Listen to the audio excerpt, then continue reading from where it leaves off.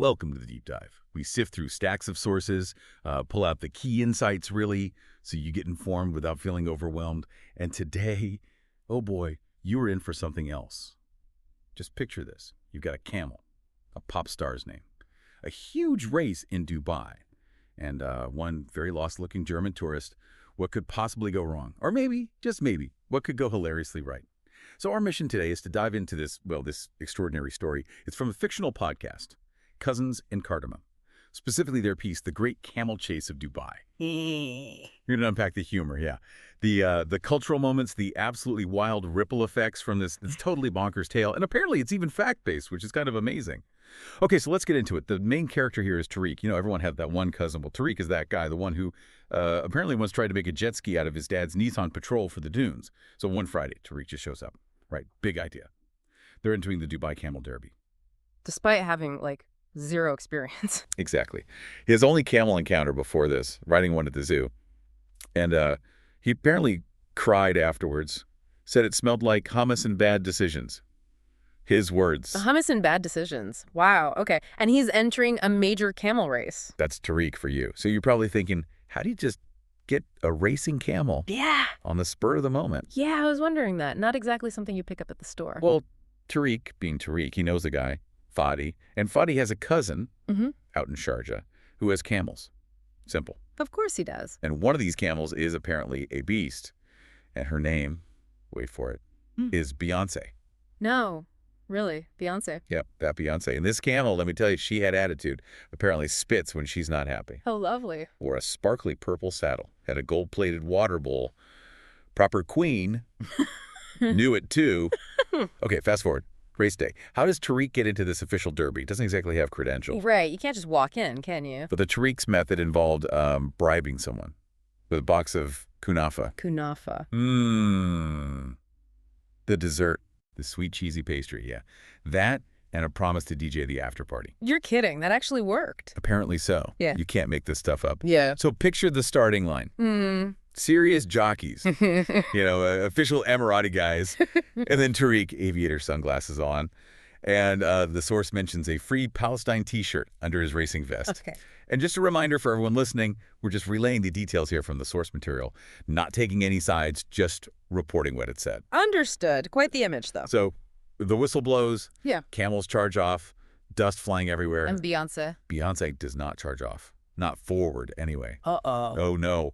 Our queen bee turns right around and bolts full speed straight for the VIP tent. Oh, my goodness. Chaos, I imagine. Absolute pandemonium. People screaming, trays of dates flying, total mayhem.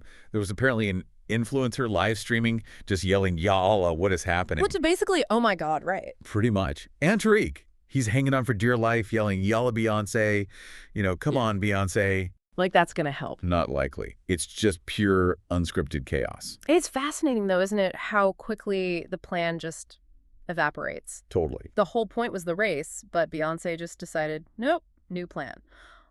It really shows how one rogue element can just derail everything. She wasn't just running. She was like rewriting the whole event. Exactly, creating a whole new narrative. And that narrative got even wilder.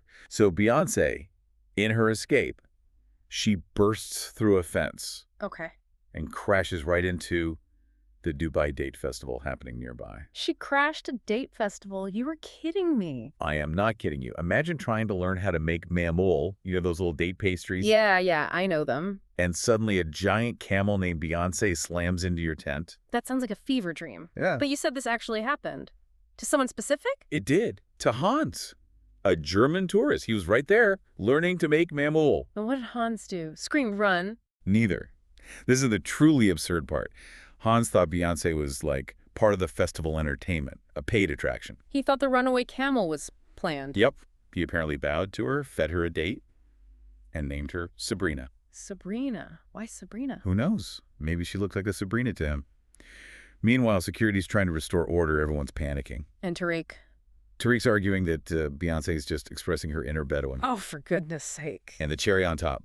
At some point, someone starts playing Single Ladies over the festival loudspeakers. Okay, now it's officially surreal.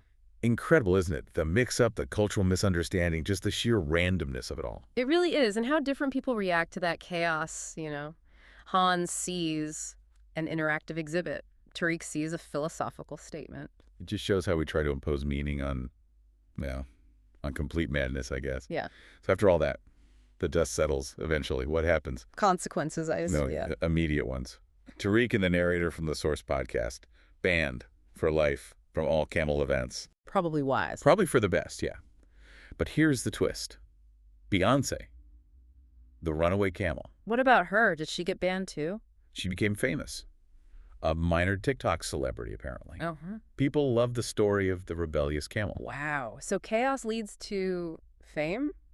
Sometimes? It seems like it, and Tariq, despite the international incident he nearly caused, Yeah. he somehow gets invited to speak at a youth entrepreneurship forum. Wait, him? Why? Because he successfully entered a camel in a race it didn't run? Or because he caused a massive scene? Who knows? Maybe it's about notoriety. Thinking outside the box. Even if the box contains a panicking camel. It's bizarre. That is bizarre. It really shows how outcomes aren't always logical, are they? Notoriety itself can open weird doors. And what about Hans, the German tourist who met Sabrina? Did he just go back to Germany with a weird story? Not exactly. He apparently loved the adventure so much, he moved to Abu Dhabi. He moved there! Because of the... Seems like it inspired him. And get this, he opened a bakery. A fusion bakery. Called Mamul Mitlib. Mamul with love. Exactly. So that whole chaotic day completely changed his life path. That's an amazing ripple effect. A runaway camel, a date festival, a German tourist ends up with a German Arab fusion bakery in Abu Dhabi. Incredible. So wrapping this up, Yeah. what's the takeaway here for you listening? This whole crazy story, the camel, the cousin, the kunafa, the date festival, Hans, Yeah.